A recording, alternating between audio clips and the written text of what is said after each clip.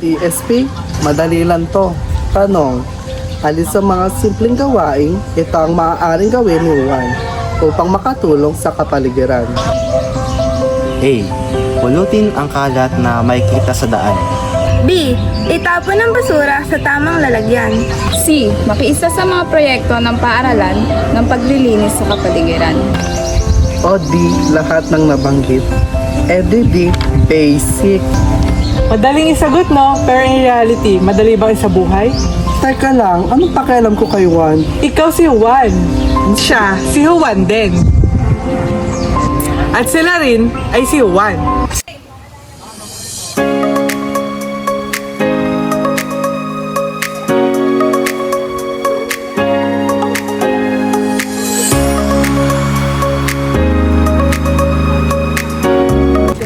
Hi! Wondering who we are?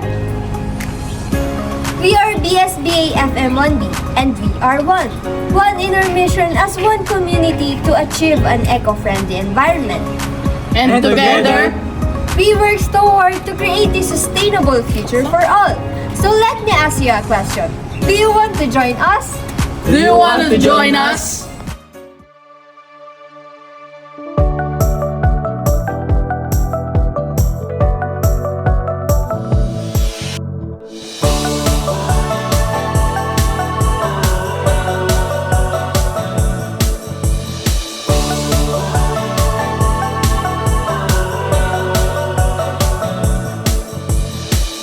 Tara na at kumilos na, kabatay magkaisa, sa pagsulong ng bagong umaga at pagsibol ng isang simula.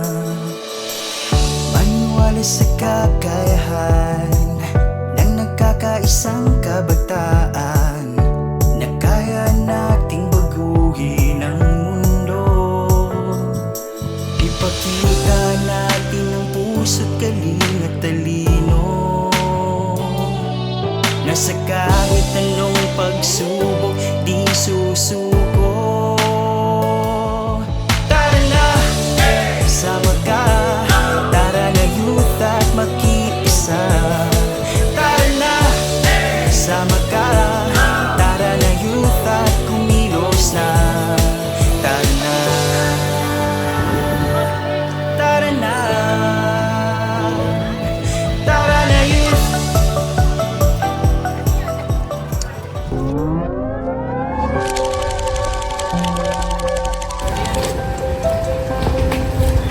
Shoutout sa mga kabataan dyan. Kung may ambagan para sa kalikasan, meron ba kayong may dadaan? A. Pulutin ang kalat na makikita sa daan. Ganyan naman tayo eh. Kapag di na kailangan, di na pinapahalagahan. B. Itapon ang basura sa tamang lalagyan. Di rin marunong mag-first move kahit para sa kalikasan. C. Makiisa sa mga proyekto ng paaralan ng paglilinis sa kapaligiran. O baka ikaw lang si Juan. Juan, tamad. Hoy, hoy! Gising na! Gising na!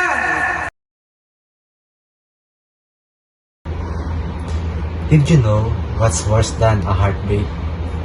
That we, people, still ignoring the multiple crises that we are currently facing.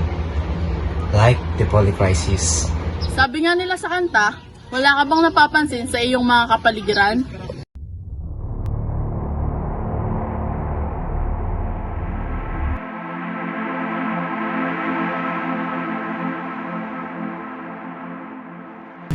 The heat waves, wildfires,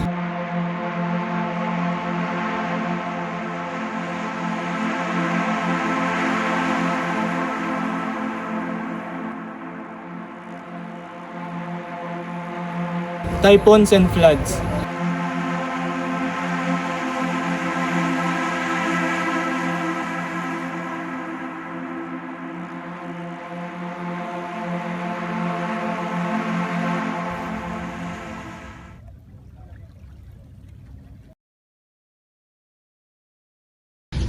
So what can one do? What can you do? Simple lang. One sweep and clean at a time. Mahirap ba yun? Sa simpleng paghawak ng walis at taspan, Pwede mong maingatan ang inang kalikasan at ang iyong kalusugan. At ang mga nakakalat na basura Ay hindi maging bara sa magandang kinabukasan. Umaksyon laban sa polusyon.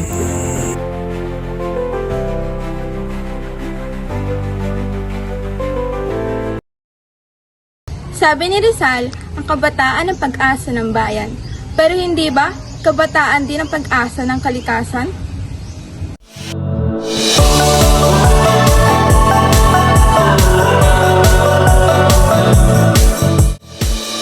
As the sun rose over the street grounds, The Eco Warriors gathered with brooms in their hands and determination in their eyes.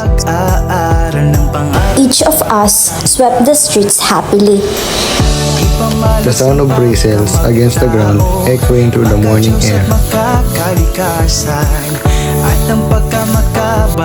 With every piece of litter and grass we collected, Every bin we sorted represented a small victory in our mission to pave the way for an eco-friendly environment.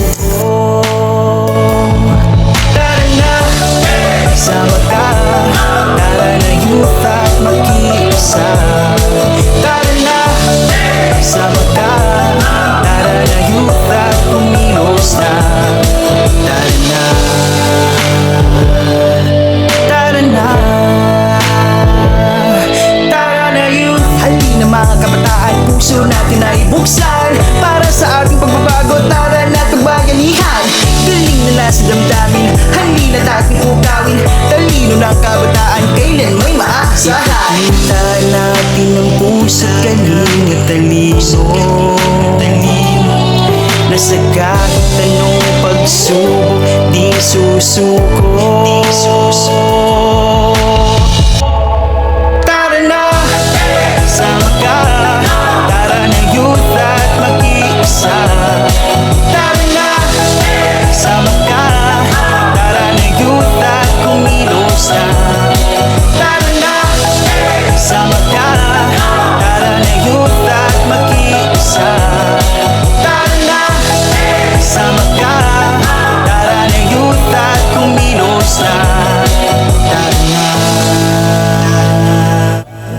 The rustle of leaves, sacks, and trash bags mingle with their hopeful thoughts, creating a symphony of purposeful action. For us, this was not just a project. It was a promise to the Mother Earth. A solemn vow to protect and preserve.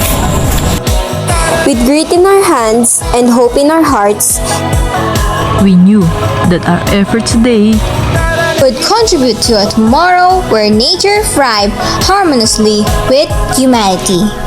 Tara na youth.